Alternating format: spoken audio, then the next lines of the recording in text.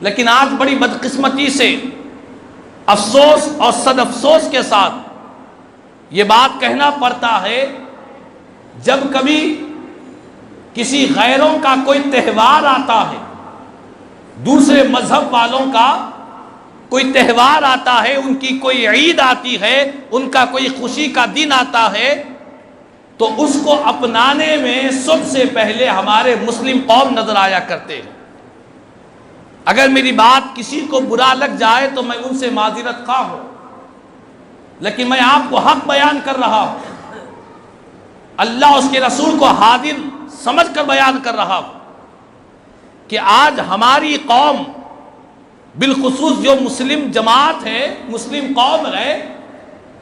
دوسروں کے تہوار کو اپنانے میں پیش نظر آیا کرتے ہیں،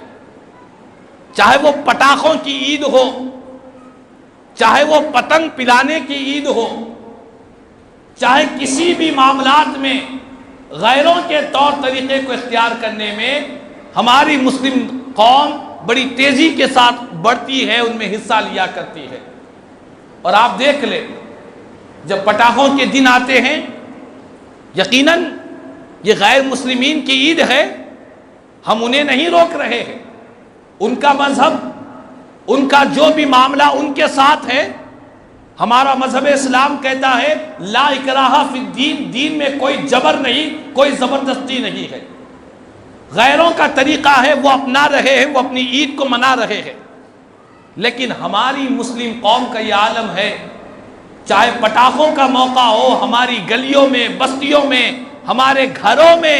ہمارے محلوں میں، بستیوں میں کئی نوجوان اور کئی معصوم بچے پٹاخوں کو لاتے ہیں، پٹاخے پھوڑا کرتے ہیں، جبکہ مذہب اسلام میں آتش بازی حرام ہے، اس میں پیسوں کی بربادی ہے، اسلام میں آتش بازی کو حرام قرار دیا ہے۔ ٹھیک اسی طرح اب جو تہوار چل رہا ہے وہ پتنگوں کا تہوار چل رہا ہے۔ آپ دیکھیں، جیسے ہی پتنگوں کے دن آتے ہیں، ہمارے بچے گلیوں میں، سڑکوں میں بھاگتے ہوئے نظر آتے ہیں، کوئی پتنگ پلا رہا ہے، کوئی پتنگ لوٹ رہا ہے، کوئی کچھ کر رہا ہے، کوئی کچھ کر رہا ہے، اور ہمارے گھر کے جو سرپرست ہے، جو ذمہ داران ہے، وہ خاموشی کی چادر اوڑے ہوئے ہیں، اور ان کے دل میں خیال ہے کہ بچے ہیں، خوشی میں کر رہے ہیں، کھیل رہے ہیں، بچوں کی خوشی کے لیے ماں باپ پیسے بھی دیتے ہیں اور ان کے اس بےہودہ کاموں کو برداشت بھی کر لیتے ہیں۔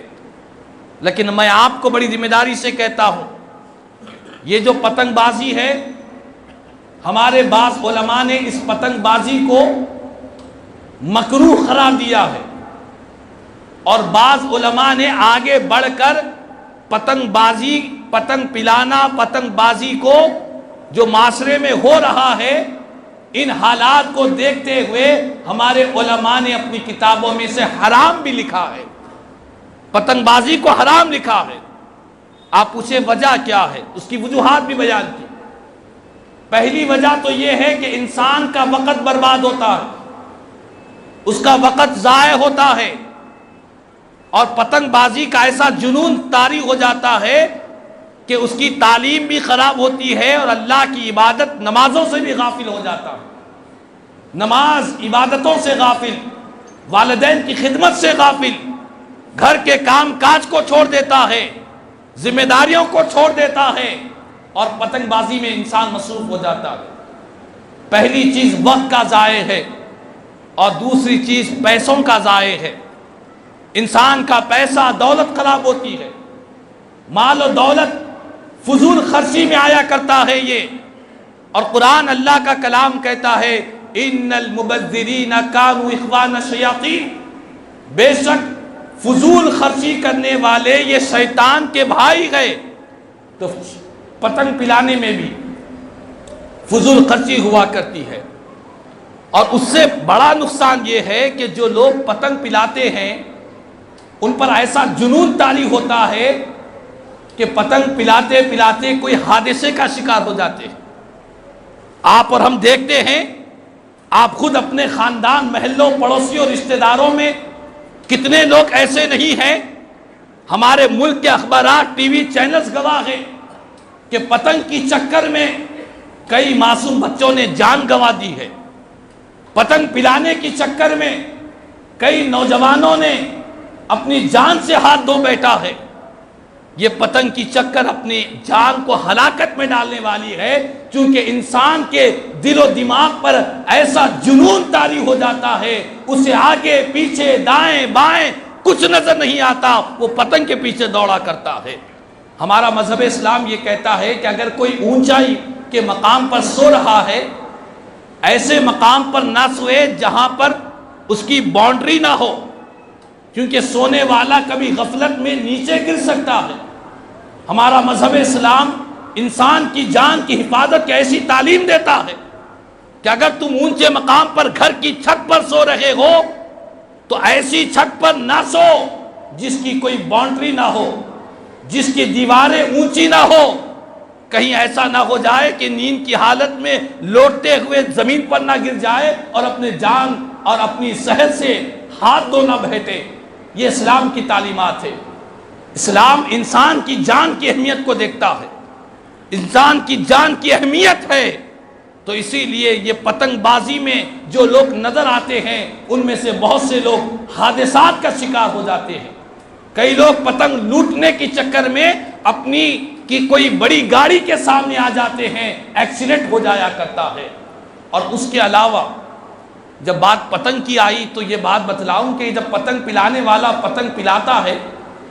تو اس کا جو مانجا ہے وہ بڑا تیز ہوا کرتا ہے، اور وہ مانجے کی وجہ سے کئی لوگوں کے ہاتھ کٹ جایا کرتے ہیں،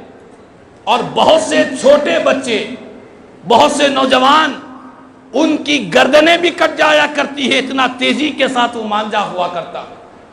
وہ اسی لیے تاکہ ان کو مزہ آتا ہے کہ دوسرے کی پتنگ کو کاٹنا ہے، اسی لیے مانجا تیز ہوتا ہے، کئی جنوں کی گردنیں کٹ جایا کرتی ہے اس پتنگ بازی کی لعنت کی وجہ سے۔ اور اس کے علاوہ جب کوئی پتنگ کٹتی ہے تو کٹنے کے بعد لوگ لوٹنے جاتے ہیں، اور لوٹنے کی چکر میں لڑائی جھگڑے بھی ہوتے ہیں۔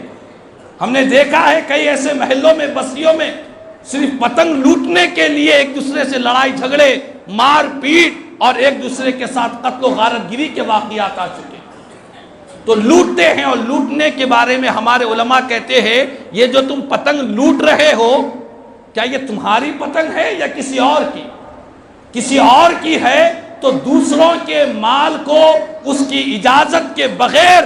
لوٹنا یہ حرام ہے۔